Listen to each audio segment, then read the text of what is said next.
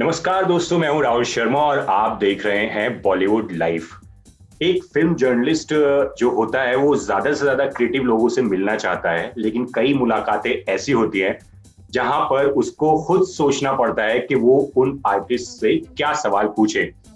और मेरे साथ आज जो गेस्ट हैं वो एक ऐसे ही आर्टिस्ट हैं जिनके लिए क्वेश्चन जब मैं तैयार कर रहा था इंटरव्यू के लिए तो मैं खुद सोच रहा था उनसे क्या क्या सवाल पूछ सकता हूँ, क्योंकि वो कमाल के आर्टिस्ट हैं। उनका बैकग्राउंड ऐसा रहा है कि हम सब लोग दंग रह सकते हैं कि वो जहां से जो करते हुए यहाँ तक आए हैं। एंड आप अगर स्क्रीन पर देख रहे हैं तो आप एकदम सही समझ रहे हैं। मेरे साथ हैं मुकुल सर। सर, आपका बॉलीवुड लाइफ पे बहुत स्वागत है। नमस्ते, thank you very much. So sir, सबसे पहले तो आपकी जो नया अपकमिंग प्रोजेक्ट आ रहा है, नई सीरीज है बिच्छू का गेम, मैं इसी से शुरुआत करना चाहता हूं कि ये जो सीरीज आ रही है इसमें आपका किरदार क्या है और आप कैसे लोगों को एंटरटेन करने वाले हैं इस बार। देखिए, मैं कहूँगा ये कि एक तो यही तो प्रॉब्लम है ना राहुल की प्रमोशन करते वक्त मतलब एक तो हम बताना चाह रहे हैं आपको इस शो के बारे में, लेकिन ज्यादा बता भी नहीं सकते हैं। जैसे आपने देखा हमारे सारे जो टीजर्स और ट्रेलर्स हैं वो बहुत ही इंटरेस्टिंग है और बहुत क्लेवरली बनाए हैं उन्होंने, क्योंकि इंटरेस्ट तो जगाते हैं वो, लेकिन ज्यादा बताते नहीं कि क्या हो रहा है। तो इसको इसको मतलब आपको नजर रखते हुए मैं ये कहूंगा कि मेरा कैरेक्टर इतना बता सकता हूँ, मेरा कैरेक्टर का नाम बाबू है। और जो ज्यादातर लोगों ने मुझे शायद ऑफिस में देखा है, इससे बिल्कुल अलग है। आपने लुक तो देखा होगा, लुक भी बहुत अलग है। और जैसे जगदीप चड्ढा बहुत ही फनी कैरेक्टर है और वो बहुत सबको हंसाने की कोशिश कर रहा है, ये तो बिल्कुल अलग किस्म का आदमी है। तो बनारस का है और ज्यादा बोलता नहीं है जितना जगदीप चड्ढा इतना बोलता है। ये तो बिल्कुल बहुत ही कम बोलता है। एक बचपना है दोनों में, इतना कहूंगा मैं, और ज्यादा नहीं कहूंगा मैं। तो आप देख लीजिएगा। और हाँ सर, अगर बिच्छू के गेम में जैसा कि आपने बताया कि आपके किरदार का नाम बाबू है और ट्रेलर और टीजर से पता चल रहा है कि एकदम देसी कहानी है और लोगों ने आपको थोड़ा सा एक अर्बन फिल्मों में या उस तरह के किरदारों में ज्यादा देखा है। सो इस किरदार में घुसने में थोड़ा प्रॉब्लम हुआ या फिर किस तरह से तैयार किया? हालांकि मैं जानता हूँ कि आप थिएटर के बैकग्राउंड के रहे हैं तो किरदारों को तैयार करने में इतना प्रॉब्लम नहीं होती है, बट फिर भी क्योंकि आपके किरदार पहले के बाकी सारे अलग रहे हैं इससे। नहीं, मेहनत तो लगती है, हर किरदार करने में मेहनत तो लगती है। और मैं किसी को लाइटली नहीं लूंगा कि ये सिंपल है या सिंपल नहीं है। लेकिन हाँ, आप बिल्कुल सही कह रहे हैं। ज्यादातर मुझे जो किरदार मिले हैं वो अर्बन टाइप के किरदार थे और इसलिए एक्चुअली मैंने ये रोल मैं बहुत एक्साइटेड हुआ जब ये ऑफर हुआ था ये रोल, क्योंकि मैं चाहता था कि, क्योंकि क्या होता है कि आप टाइप कास्ट भी हो जाते हो। लोग सोचते हैं कि आप इसी टाइप का रोल कर सकते हो, या अगर सोचने की बात भी नहीं है, बस यही सोचते हैं कि अर्बन रोल है तो मतलब इनको बुलाओ और ऐसे देसी रोल है तो उसको मत बुलाओ। तो वो भी मतलब एक्टर हमेशा कोशिश करता है कि वो तोड़े उसको, वो इमेज को तोड़े, वो उसको अलग करे। तो इसलिए मैं बहुत ही एक्साइटेड था और एक्साइटेड हूँ इस शो को लेके कि ये लोगों को मुझे कंप्लीटली डिफरेंट अंदाज में देखने को मिलेगा। काम करने में नहीं इतनी मुश्किल नहीं थी, मतलब मेहनत तो करनी पड़ी, क्योंकि जैसे ये कैरेक्टर बनारस का है, मतलब पूर्वांचल का वो कैरेक्टर मैंने किया नहीं है और उसका जो एक्सेंट है, तौर तरीका है, वो तो आपको ऑथेंटिक बनाना है। नहीं तो आजकल तो इतने अच्छे आर्टिस्ट इतना अच्छा काम कर रहे हैं तो लोग पकड़ लेंगे आपको। तो मेहनत तो करनी पड़ेगी। इसमें और भी एक मुश्किल हो गया था इसमें कि ये कोविड के टाइम पे बना था, तो नहीं तो पहले तो ये एक्चुअली ये शो पहले मार्च में शूट होने वाला था, तो फिर लॉकडाउन की वजह से नहीं हुआ। हम जाने वाले थे बनारस, फिर नहीं हुआ। और ये प्लान था मेरा कि हम जाएंगे पहले, शायद 4-5 दिन पहले जाएंगे, लोगों से मुलाकात करेंगे, मतलब वो प्रेपरेशन के दौरान ही ये सब करेंगे। लेकिन कोविड की वजह से वो सब नहीं कर पाए, तो सीधा शूट पे। लेकिन उसका उल्टा ये फायदा था क्योंकि सब कुछ रेडी था मार्च में ही, तो टाइम बहुत मिला हमें मतलब प्रिपेयर करने के लिए, क्योंकि स्क्रिप्ट तो रेडी थी, सब कुछ रेडी था। तो हाँ, वो मतलब दोनों तरफ से, एक तरफ से मुश्किल हो गया था कोविड की वजह से, एक तरफ से ज्यादा टाइम भी मिला हमें। लेकिन मेहनत तो करनी पड़ी। जी सर, अगर बिच्छू का गेम की बात की जाए तो इसमें दिवेंदु भी हैं जिनकी अभी मिर्जापुर आई है, और तो मैं आपसे ये पूछना चाहता हूँ कि उनके इस सीरीज में होने से कितना फायदा था और नुकसान का अंदाजा क्या था कि कंपैरिजन हो जाएगा, या फिर वो जो बता रहे हैं वो ऑथेंटिसिटी ऑलरेडी वो कर रहे थे, उस तरह का एक रोल किया है, तो उनको थोड़ा ज्यादा पता है, तो किस तरह से उनके सेट पे होने से फायदे हो रहे थे आपके लिए? देखिए, ये जो है, अगर ये सिमिलैरिटीज या कंपैरिजन होगा ऑडियंस से, ये सब तो हम नहीं सोचते हैं। मतलब हम सोच भी नहीं सकते कि मतलब ऑडियंस का क्या रिस्पॉन्स होगा। ये मतलब हमारा काम नहीं है, और हम अगर करने की कोशिश करेंगे तो मतलब हम फेल हो जाएंगे, कोई फायदा नहीं है। बस यही देखना है कि काम कैसे कर रहे हो। और दिव्येंदु बहुत ही टैलेंटेड एक्टर है, मतलब उसके साथ काम करने में बहुत मजा आया। वो बहुत इजी है सेट पे, और उसके साथ वो गिविंग एक्टर भी है। मतलब आप उसके साथ, मेरे ज्यादातर सीन उसके साथ ही हैं। तो उसके साथ काम करने में बहुत, मैं दिव्येंदु को जानता हूँ पहले से, लेकिन पहली बार हम काम कर रहे थे साथ में, तो बहुत मजा आया उसके साथ काम करके। मतलब हाँ, मतलब he's very relaxed on set, और फिर मतलब वो गिव एंड टेक जो होता है एक्टर्स के बीच में, जैसे आप ट्रस्ट कर पाओगे उनको कि मतलब ये, मतलब आप कुछ करोगे तो वो रिस्पॉन्ड करेंगे, वैसे तो वो बहुत ही टैलेंटेड है। तो बहुत मजा आया उसके साथ काम करने में। और हाँ, उसको, उन्होंने ऐसे कैरेक्टर्स पहले किए हैं, लेकिन कैरेक्टर्स नहीं, मतलब मेरा मतलब उस एरिया से कैरेक्टर्स किए हैं, बट उससे क्या फर्क पड़ता है। मतलब पहली बार जब उन्होंने किया तो पहली बार वो भी सीखना पड़ा उनको। तो और सारे जो एक्टर्स थे, क्योंकि काफी मतलब शो के प्रोड्यूसर्स काफी क्लियर थे कि मतलब हम सबको वैसे भाषा बोलनी है जैसे वहाँ के लोग बोलते हैं, तो सबको करना पड़ा वो काम। कुछ लोगों को ज्यादा टाइम लगा, कुछ लोगों को कम टाइम लगा, लेकिन वो तो करना ही है जी। सर, क्योंकि अभी रिसेंटली ही मिर्जापुर रिलीज हुई थी, तो ये एक लाजमी बात है, जब बिच्छू का गेम का ट्रेलर भी आया था तब लोगों ने सोशल मीडिया पे कंपेयर किया था। क्या एक्टर्स और जो निर्माता हैं सीरीज के, वो लोग इस कंपैरिजन के लिए तैयार हैं? क्योंकि ये बेसिक सी चीज है कि ये कंपैरिजन होगा, अगर ना चाहते भी लोग उन दोनों चीजों को कंपेयर करने की कोशिश तो एक बार करेंगे। उसको लेकर क्या? हाँ, लेकिन देखियो, अपनी तरफ मैं अपने साइड से बोलूंगा कि ये तो होना ही है, आप कुछ कर नहीं सकते हो।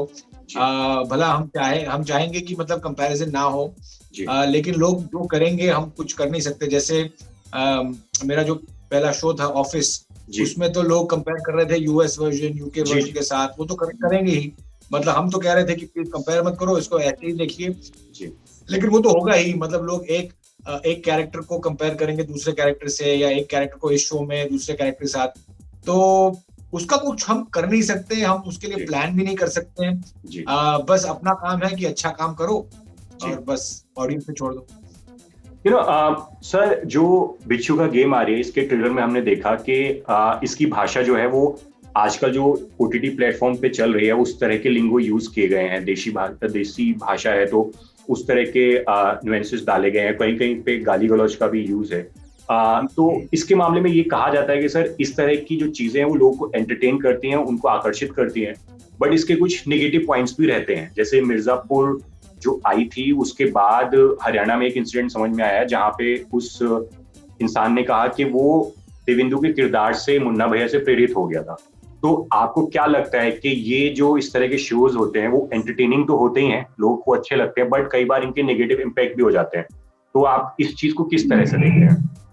ये जो आपने इंसिडेंट के बारे में, मैंने एक आर्टिकल पढ़ा उसके बारे में ब्रीफली, लेकिन मैं ज्यादा कहूंगा नहीं, क्योंकि मुझे मालूम नहीं एग्जैक्टली। एक ही न्यूज़पेपर में कहा कि शायद उन्होंने कॉपीकैट क्राइम किया, ये सच है कि नहीं, एग्जैक्टली क्या हुआ, ये मतलब मैं इस पे ज्यादा टिप्पणी नहीं दे पाऊंगा, क्योंकि मुझे ज्यादा जानकारी नहीं है इस मामले में। हालांकि जो आप वो जो रंगीन भाषा के बारे में बात कर रहे थे, वो दो चीजें हैं उसके साथ। एक तो मतलब लोग ऐसे बात करते हैं, तो ऐसी बात नहीं है कि लोग मतलब जबरदस्ती ठोसा जा रहा है। कुछ शोज हैं शायद जहां जबरदस्ती ठोसा जा रहा है, और शायद पहली बार जब ऑडियंस देखेगी इसको, या देखने को मिलेगा उनको, तो वो खुश हो जाएंगे। बाद में मतलब उसका मतलब नॉवेल्टी वैल्यू कुछ खास रहेगा नहीं। लेकिन ये भी है कि जहाँ पे आप जबरदस्ती ठोस नहीं रहे हो, लेकिन वैसे कैरेक्टर्स ऐसे बोलते हैं, तो एक ऑथेंटिसिटी भी आ जाता है। क्योंकि क्या है कि कभी कभी आप ज्यादा ही सेंसर कर रहे हो कि मतलब हम ऐसे शब्द यूज नहीं करेंगे क्योंकि सेंसरशिप की वजह से या किसी और वजह से, तो फिर वो भी रियल नहीं होता है। तो मेरे ख्याल से, मेरा मानना है कि आपको जो वैसे ही लिखना चाहिए, जैसे वो कैरेक्टर वैसे भाषा बोलता है, वैसे आपको लिखना चाहिए। उससे ज्यादा करना भी मतलब बेकार है, लेकिन थोड़ा सेंसर करना भी मतलब फायदा नहीं है उसका। और किरदारों से प्रेरित होने वाली चीज पर आपका क्या कहना चाहेंगे कि जो लोग कई बार बोलते हैं कि किससे प्रेरित होने, जो किरदार होते हैं उनसे प्रेरित होने की, कई बार लोग उनसे प्रेरित हो जाते हैं और कुछ इंसिडेंट कर बैठते हैं। अगर हम मिर्जापुर को हटा भी दे तो उससे पहले भी कई बार ऐसी चीजें सुनने में आई है कि हम उस फला फिल्म से जो था वो हमें अच्छा लगा और हम उसको कॉपी करने की कोशिश कर रहे थे। इसका तो मतलब ये बहुत ही मतलब मुझे पता नहीं कि मतलब क्योंकि या तो आप कहेंगे कि मतलब फिर तो कुछ दिखाना ही नहीं चाहिए क्योंकि हो सकता है कोई कॉपी कर ले, तो फिर कोई बुरी चीज दिखानी नहीं चाहिए बिल्कुल स्क्रीन पे। हालांकि ये होता है हमारे सोसाइटी में, ये सब चीजें होती है। तो ये थोड़ा सा मुश्किल है मुझे, मेरे ख्याल से इतने सारे शोज हैं, मतलब लोगों का खून होता है, मतलब इसका ये मतलब नहीं कि कोई गन उठा के मतलब सबको मार देता है, ऐसे तो होता नहीं है। हो सकता है कि एक आइसोलेटेड इंसिडेंट में कुछ हो जाए और शायद वो प्रेरित हो शो से या नहीं, या वो बहाना है, मुझे मालूम नहीं। वो तो मतलब ये थोड़ा ज्यादा डीप सवाल है, जो साइकोलॉजिस्ट है सोसाइटी के, उनको मतलब चेक करना है कि ये इससे फर्क पड़ रहा है, और अगर इससे कुछ हो रहा है तो फिर मतलब कुछ स्टेप्स लेनी चाहिए हमें। मैं इस पे मतलब ये तो बहुत ही मतलब सोसाइटी के बारे में डीप सवाल है, तो मतलब किस चीज से एक्चुअली ये प्रेरित है या नहीं वो मालूम नहीं, तो वो मैं इसके बारे में ज्यादा कुछ कह नहीं पाऊंगा। ओके सर, अगर मैं आपकी बात करूं तो मैं पढ़ रहा था कि आप IIM से पढ़ाई कर रहे हैं, उसके बाद आपने विदेश में कुछ टाइम नौकरी करी और वहां पे एक्टिंग में इंटरेस्ट होने के कारण आपने काम के साथ साथ थिएटर में भी काम करते रहे। सो अगर मैं आपसे ये पूछूं कि एक थिएटर आर्टिस्ट के रूप में जो अभी OTT आने की वजह से हर कलाकार को एक रीइन्वेंट करने का मौका मिल रहा है, आपने खुद की भी बात करी और बाकी कलाकार हैं जिनको हम लोगों ने एक तरह के रोल में देखते आ रहे थे, मे बी फिल्मों की वजह से क्योंकि वो फॉर्मूला फिल्में बन रही थी, या टीवी की वजह से क्योंकि टीवी पर उनको वही इसी तरह के किरदार मिल रहे थे। तो ये जो चेंज आ रहा है उसको आप किस तरह से देखते हैं? क्योंकि कई लोग की शिकायत हुआ करती थी कि थिएटर आर्टिस्ट की कि हम लोग फिल्मों में इसलिए नहीं काम करना चाहते क्योंकि वो एक ही तरह की वो चीजें बनाते, लेकिन अब यहाँ पे वेरिएशन आ रहा है, हर तरह का कंटेंट यहाँ पे बन रहा है और हर तरह का कंटेंट पसंद किया जा रहा है। तो इस चेंज को एक आर्टिस्ट के तौर पर या एक थिएटर आर्टिस्ट के तौर पर आप कैसे एक्सेप्ट करते हैं या क्या सोचते हैं? मैं बहुत खुश हूँ, मैं बहुत ही खुश हूँ, और आपने बिल्कुल सही कहा है कि इसकी वजह से बहुत अपॉर्चुनिटीज मिले हैं हमें, और मैं बहुत शुक्रगुजार हूँ, मतलब ये कि ये ऐसा दौर चल रहा है,